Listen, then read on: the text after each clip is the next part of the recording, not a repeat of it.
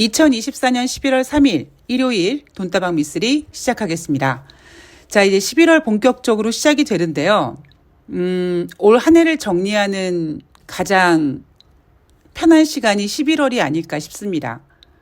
물론 12월도 있습니다만 12월은 와, 눈 온다, 크리스마스다, 연말이니까 지인들과 술자리 몇 번 하고 한 해 정리하고 뭐 업무 마감하면 너무나 빠른 시간이 지나가다 보니까 정신없이 12월이 지나가서 좀 느긋하고 여유롭게 한 해를 정리할 수 있는 시간이 11월이 아닌가 싶습니다.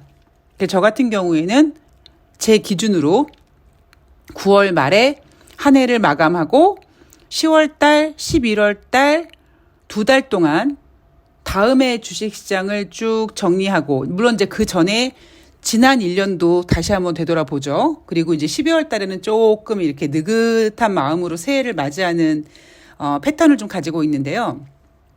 자, 여러분들은 2024년 이제 한 두 달 정도 남긴 상태에서 올해 들어와서 주식시장에서 가장 기억에 남는 이슈가 어떤 거고, 그리고 몇 개나 되실지 궁금합니다.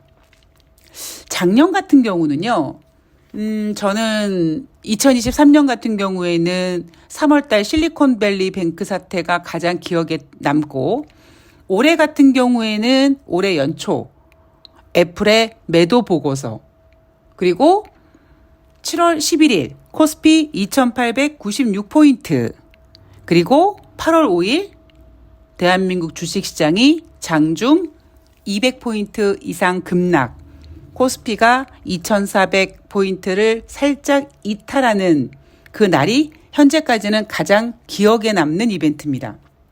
그리고 이렇게 기억에 남는 이유는요, 예를 들면 제가 작년 연말에 여러분 마치 2024년 1월 달은 2016년 1월 달 같을 겁니다 라는 이야기를 먼저 해드렸고, 7월 11일 같은 경우에는 저는 그때까지 하방을 열어놨습니다 라고 얘기를 하고 있는 상태에서 방송을 들으시는 분들이 미쓰리 네가 하방 열어놓는다 그랬는데 왜 이렇게 올라가, 좀 혼란스러워 라는 댓글에 대해서 여러분 주식시장 한 방에 밀어낼 수 있습니다. 한 방에 100포인트도 빠질 수도 있습니다.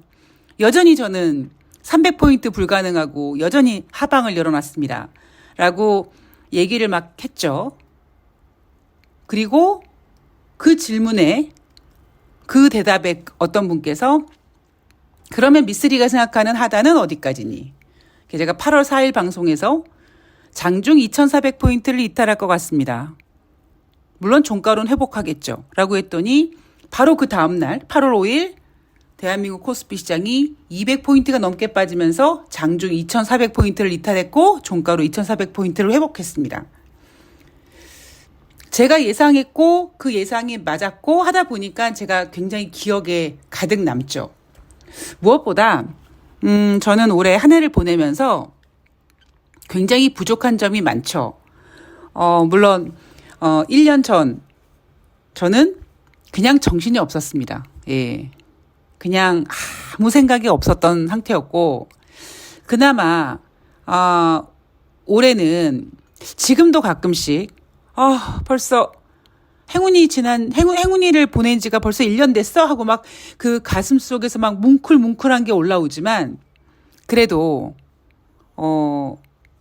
주식시장에 집중하고 일에 집중할 수 있어서 다행이기도 하고, 대신에 이제 종목에 대해서 집중을 그동안 못했던 부분도 이제 열심히 해야겠다라는 마음을 갖고 있습니다만, 제가 올해 한 해를 보내면서 가장 보람 있었던 때는 7월 달이었습니다. 주식시장이 막 올라갈 때 저는 계속 하방을 열어놨고, 이미 작년부터 2000포인트 이탈은 안 될 겁니다. 윤석열 따위가 2000포인트 못 깹니다.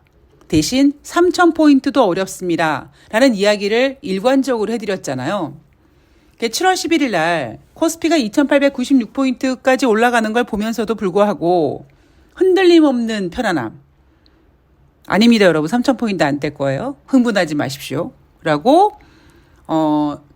제가 작년 연말에 예상했던 그 시황관을 흔들리지 않고 계속 유지할 수 있었던 제 스스로에 대해서 아직까지는 살아있네라는 생각을 합니다.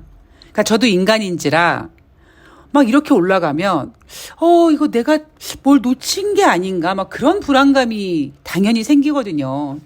근데 저 같은 경우는 제가 5월달 방송에서 여러분 뭐 8월달 어떤 그 징크스 같은 거를 얘기해 드리면서 조심해야 된다. 8월달 경기 침체 이야기 나올 수 있다. 이런 이야기를 계속 7월달에도 해드렸기 때문에 올해를 보내면서 스스로 되게 잘했다라고 하는 부분이 7월달 그렇게 개흥분 모드에서 애널리스트들이 삼성전자 12만 원 지르는 그때도 침착하게 여러분 조심하십시오.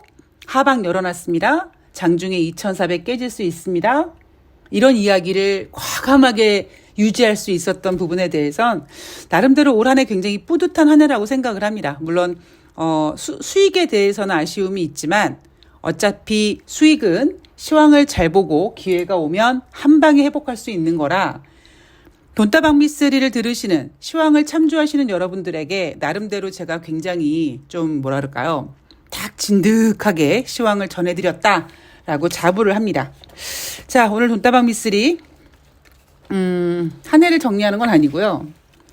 11월 4일부터 11월 8일까지 11월 첫 번째 주 주식시장을 이야기해야 되는데 제가 왜 오늘 오프닝에 지난 한 해 어떤 이슈를 쭉 얘기했느냐. 가장 버라이어티한 한 해가 그러니까 일주일이 되지 않을까 싶습니다. 미국 대통령 선거 있고요. FOMC 회의가 있습니다.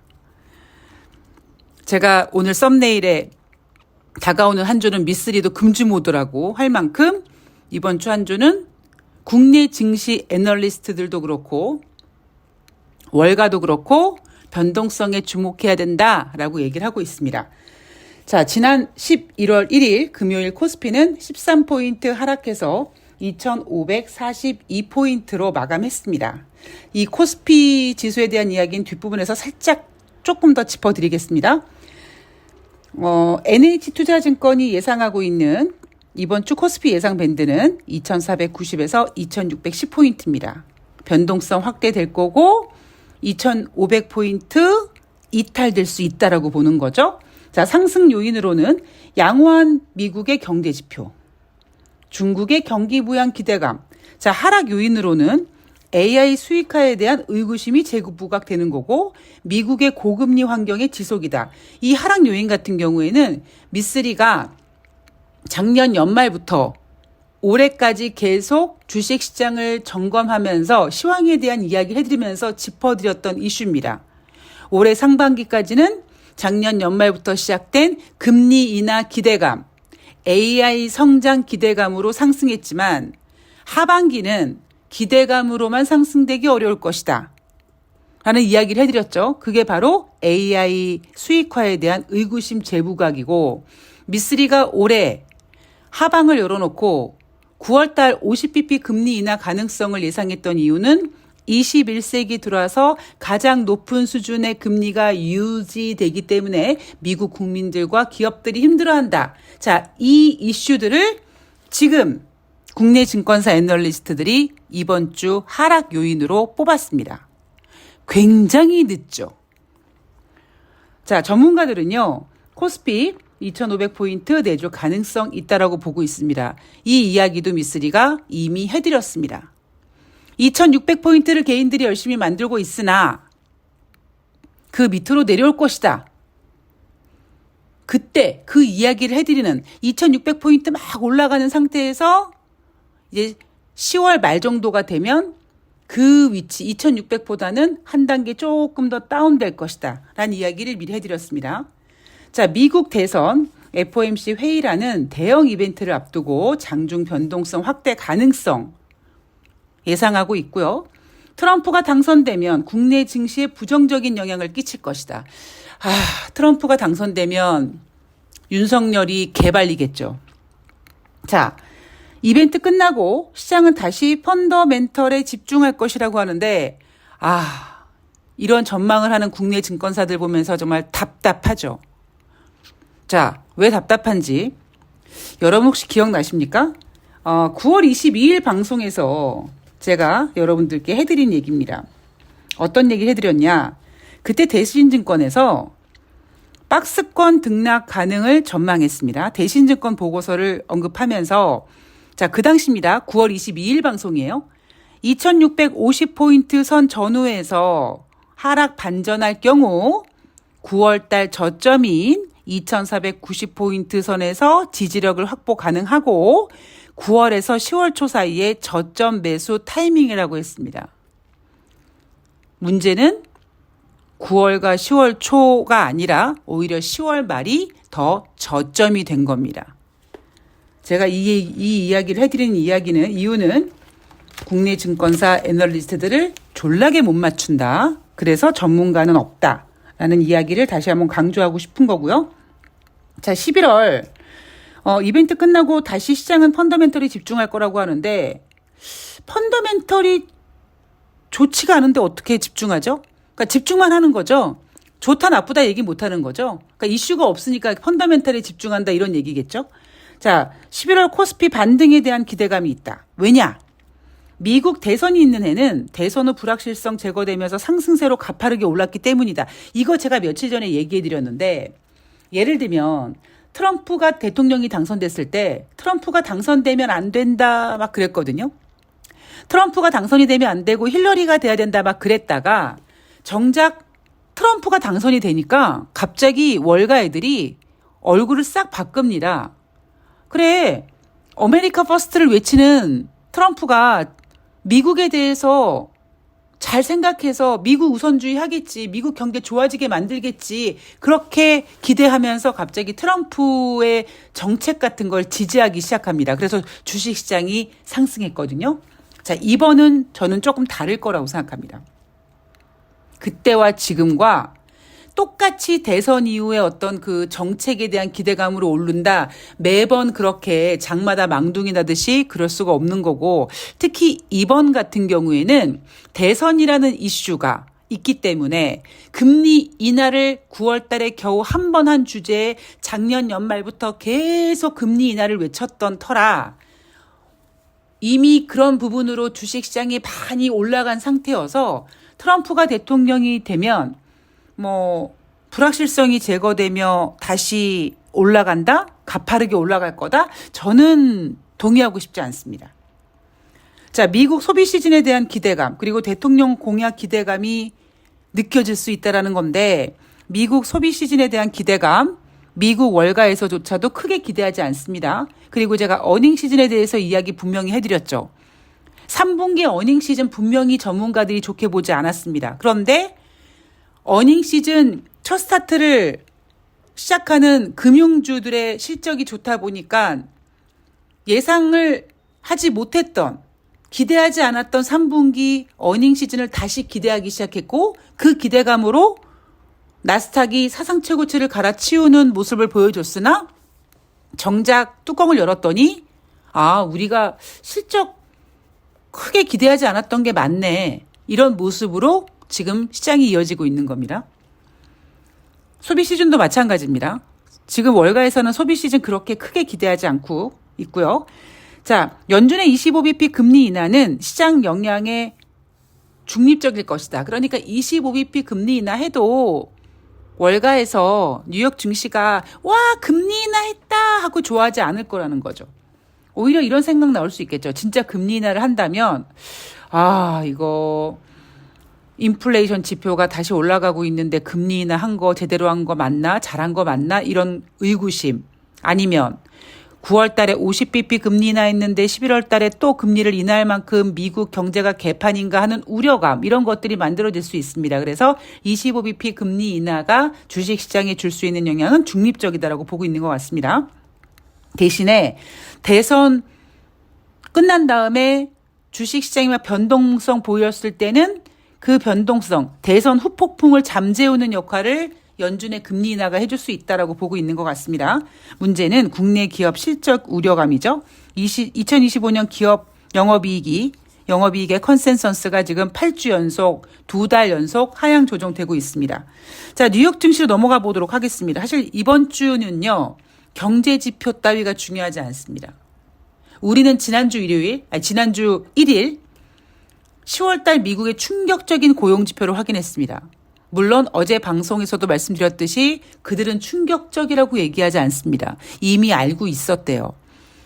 대규모 파업이 있었고 강력한 허리케인이 있었고 뭐 저만큼 나올 만했어. 물론 10만 명, 11만 명 정도 예상했는데 뭐 12,000명 뭐 말도 안 되는 포장지를 해댔습니다. 그런 상태에서 이번 주 어찌 보면 2024년 1년 동안 주식시장을 계속 이렇게 끌고 올 수 있게 만들었던 대형 이벤트 11월 5일 미국의 대통령 선거가 있고요. 11월 6일부터 11월 7일까지 미국의 11월 연준 회의가 있습니다. 그러니까 이번 주 한 주는요. 뉴욕 증시 마감 현황에서 여러분들께서 보게 되실 어떤 멘트는 그냥 대선 끝난 다음에 연준의 금리, 다른 경제 지표는 크게 중요한 게 없습니다. 11월 4일 월요일 공장제 수주가 발표가 되고요. 11월 5일 미국의 대통령 선거가 진행이 됩니다. 제 기억으로는요. 그때 제가 돈다방 미쓰리 시작한 지 얼마 안 됐을 때인데 미국과 한국에 시간차가 있다 보니까 미국의 선거가 끝나고 개표가 진행되는 가운데 개표가 이렇게 진행되는 게 우리나라 아침 주식시장에서 이게 다 반영이 돼가지고 미국 대선 뭐 힐러리다 트럼프다 이런 이야기가 나오니까 대한민국 주식시장이 장중에 출렁출렁 거렸었습니다. 자, 그리고 9월달 무역 수지 발표되고요. 지난주에 10월달 S&P 글로벌 ISM 제조업 PMI가 발표가 됐는데 이번 주 5일날은 서비스업 PMI 지표가 발표가 될 거고요. 이거는 여러분들도 알고 계시는 것처럼 50 이상으로 나올 가능성이 높습니다. 제조업 PMI 지표는 50 이하에서 지금 계속 거의 9개월 연속 벅벅 기고 있지만 PMI 지표는 서비스업 PMI 지표가 제조업 PMI 지표보다 살짝 잘 나오는 경향이 있다. 자, 11월 6일 11월 FOM 회의 1일차입니다. 그리고 11월 7일 목요일 2일차 금리 결정 나고요. 제롬 파월 연준 의장의 기자 간담회가 있습니다. 제니 옐런 연준 의장의 연임을 하지 못하게 한 트럼프는 제롬 파월 연준 의장이라는 쪼다를 연준 의장에 앉혔습니다. 그런데 제롬 파월 연준 의장은 아마 만약에 트럼프가 당선이 되면 연임 못하겠죠. 예, 아마 바뀔 가능성이 높습니다. 자, 그리고 목요일이니까 주간 신규 실업수당 청구 건수가 발표가 되고요. 9월달 소비자 신용이 발표가 됩니다. 그리고 11월 8일 미시간대 소비자 태도 지수가 발표가 됩니다. 자, 우리는 다 필요 없고 내일부터 하루하루 다가오는 빅 이벤트에 집중하고 최선을 다해야 되는데요. 저는 이미 며칠 전부터 2,500포인트 내놓을 수 있습니다. 라는 말씀을 드렸습니다. 그리고 대선 끝나고 연준회의 끝나면 소비 시즌으로 막 넘어가려고 할 텐데 쉽지 않을 것 같아요. 뭐 소비 시즌에 대한 이야기는 일단 이번 주 대선과 FOMC 이벤트 잘 넘기고 소비에 대한 이야기는 천천히 또 풀어가기로 하고요. 다가오는 한 주 동안 11월 5일 미국의 대통령 선거가 진행이 되면 아마 대한민국 주식시장은 그 개표까지 확인하고 연준까지 가면서 아마 6일, 7일, 8일 굉장한 변동성을 보일 가능성이 높습니다.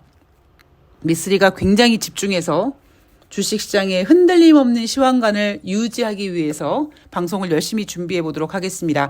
자, 올해 들어서 가장 강력한 이벤트가 대기하고 있으니까 여러분들도 살짝 긴장하시고요. 긴장은 하시되 흥분하지 마시고 긴장은 하시되 좌절은 하지 마십시오. 어차피 이슈들은 다 미쓰리 손에 보여지는 거고 뭐 특별한 장중의 변동성은 보일 수 있지만 뭐 크게 어떤 문제가 생기는 일은 아직까지는 없는 것 같습니다. 변동성에 잘 적응할 수 있는 그리고 개별주의 움직임에 대해서 이미 어떤 움직임을 보일 것인지 제가 여러분들께 전해드렸기 때문에 조금 긴장하고 집중해야 되지만 그래도 여유로움을 좀 가질 수 있는 한 주가 되시길 바랍니다. 자, 저는 11월 4일 월요일 방송은 쉬고요. 주식시장에 집중하겠습니다. 그리고 11월 5일 화요일 날 월요일 뉴욕 증시 가지고 찾아뵙도록 하겠습니다. 자, 내일부터 날씨 추워진다고 하니까 건강 유의하시고요. 저는 11월 5일 화요일 방송에서 뵐게요. 고맙습니다.